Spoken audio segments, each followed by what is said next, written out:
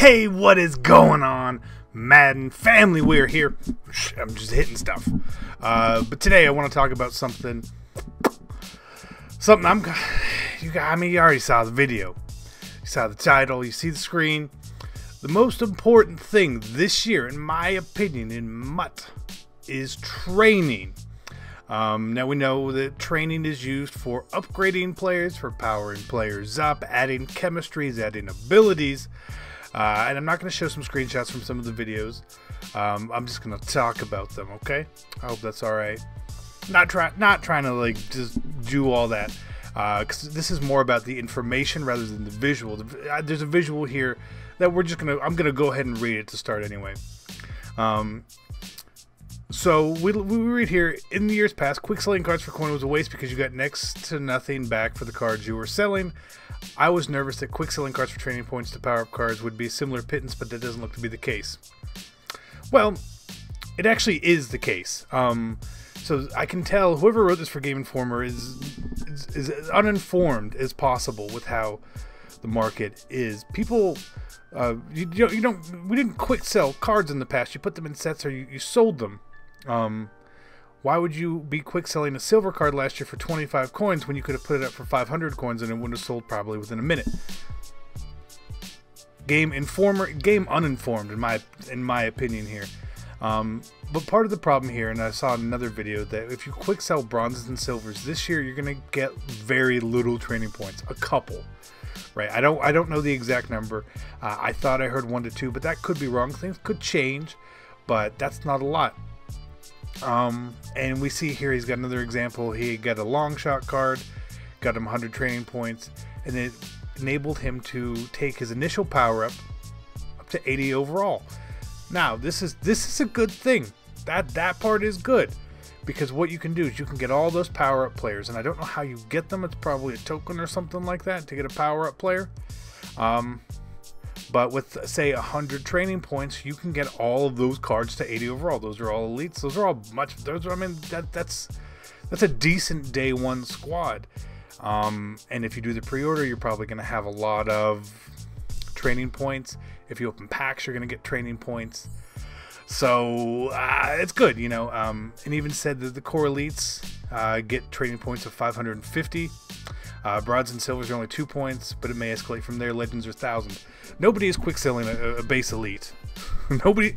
Those cards are so expensive to start the year. So even the suggestion here that someone would quick sell a base elite on day one is crazy. Maybe later on in the year, but I think that what this does is it helps regulate prices of base elites, which is good. The only time that will change, in my opinion, is when we get further on down the line and the training points really escalate for what is needed. And then those cards will probably go down in price because you may need 5 or 10 base elites to be able to upgrade a player. Something like that, right? There's going to be ways to get training through solos, objectives, all that sort of stuff. So that is good. And so we can sort of see here slightly in this video. Again, I'm not clicking on the video by any stretch, but we see to go from like 72, it was 4 training points, 74 was like 5 training points, right? So it is very easy. So just by opening one pack, you're probably going to get, what, 6 silver cards, which we'll call it 12 training points. You're going to be able to start upgrading these cards very easily. So in the minimum, everybody should have a team full of these power-ups if you were opening packs, in my opinion. In my opinion, that's what it would do.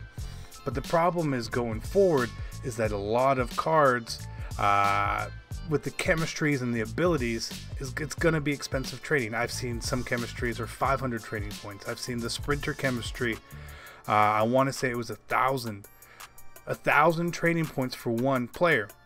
And by quick selling some of these guys, yeah, you could get there pretty quick.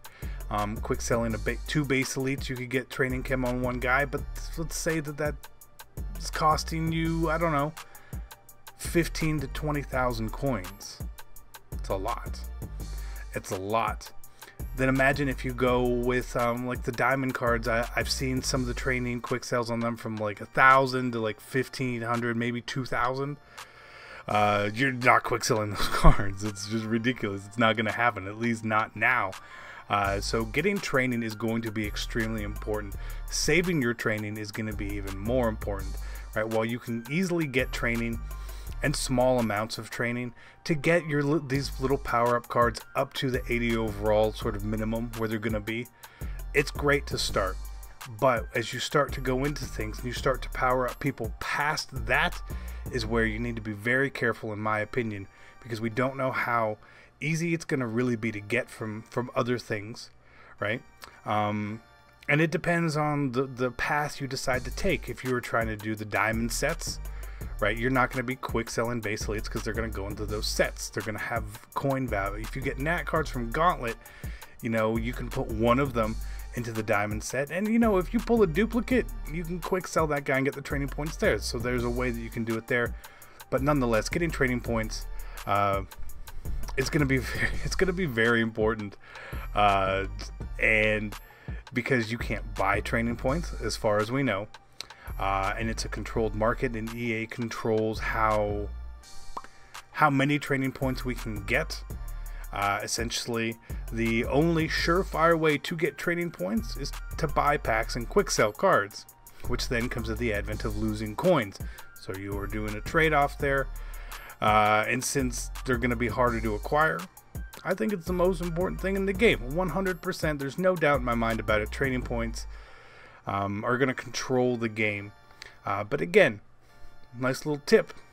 I might put that in another video too, because we got clickbait, right? We got to clickbait. I got to get my views up. But that's. I'm not going to talk anymore on this. Trading is the most important thing. Be careful with your trading. Don't overspend it, because when you power someone down, you lose a bunch of it, right? If you power down the Savior Rhodes here, and you lose 3 trading points, like, that's not a big deal. But if you put a chemistry on someone that costs 500.